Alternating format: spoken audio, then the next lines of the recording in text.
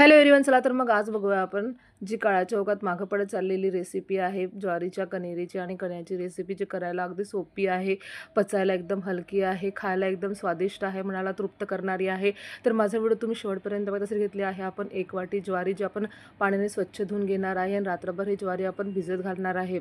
बघा अशा पद्धतीने अशा जी रेसिपी आहे जे आपण विसरत चाललेलो आहे, ह्या रेसिपी तुम्ही एकदा ट्राय करून बघा, खूपच स्वादिष्ट आहे। तुम्ही वारंवार करून खासाल ही रेसिपी, पचायला एकदम हलकी आहे। बघा लहानापासून मोठ्यापर्यंत तुम्ही रेसिपी करून खाऊ घालू शकता। सगळ्यांना ही आवडणारी रेसिपी आहे। सकाळी उठताना त्यामधलं आपलं पाणी निथळून घ्यायचं आहे, चाळणीमध्ये टाकून बघा अशा पद्धतीने पाणी निथळल्यानंतर आपण ते एका कापडावर पंख्यामध्ये आपण छानपैकी त्याला सुकवून घेणार आहे।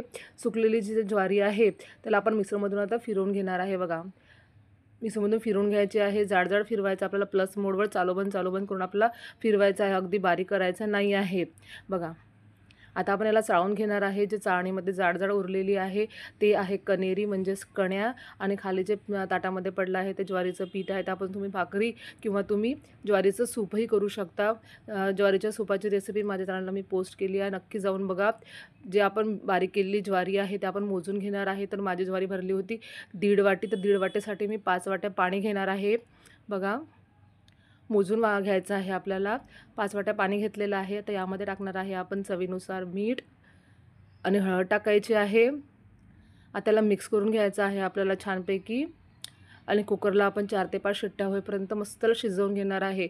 लगेचच शिजतं हे बघा, तांदळासारखं जास्त वेळ लागत नाही। छान शिजून घ्यायचं आहे आपल्याला। शिजून झाल्यानंतर आपण काय करणार आहे, त्याला मिक्स करणार आहे। आपण कुकरमध्ये शिजवलं होतं ना, त्यामुळे थोडंसं गाठा पकडलेलं राहते, पण ते गाठा लगेचच सुटतात बघा। त्यामुळे आपण त्याला मिक्स करून घ्यायचं आहे। छान मिक्स झालं की त्यामध्ये आपण टाकणार आहे 1 वाटी ताक। यामुळे आपल्या कण्हेरीला खूप छान असा स्वाद येतो बघा, आणि त्याला मिक्स करायचं आहे। आता तुम्ही कण्हेरी अशीही खाऊ शकता किंवा तुम्ही यामध्ये तडकाही मारू शकता, मी तुम्हाला सांगते बघा। तडक्यासाठी आपण एका पॅनमध्ये तेल किंवा तूप गरम करायचं आहे। त्यामध्ये आपण हिंग, जिरं, मोहरी, कढीपत्ता आणि हिरवी मिरची, लसणाची पेस्ट टाकणार आहे। त्याला छान शिजवून घेणार आहे, आणि हा गरमागरम तडका आपण आपल्या ज्वारीच्या कण्हेरीमध्ये टाकणार आहे बघा। आता त्याला छानपैकी मिक्स करून घ्यायचं आहे आपल्याला। तडक्यामुळे खूप छान असं स्वाद लागते बघा।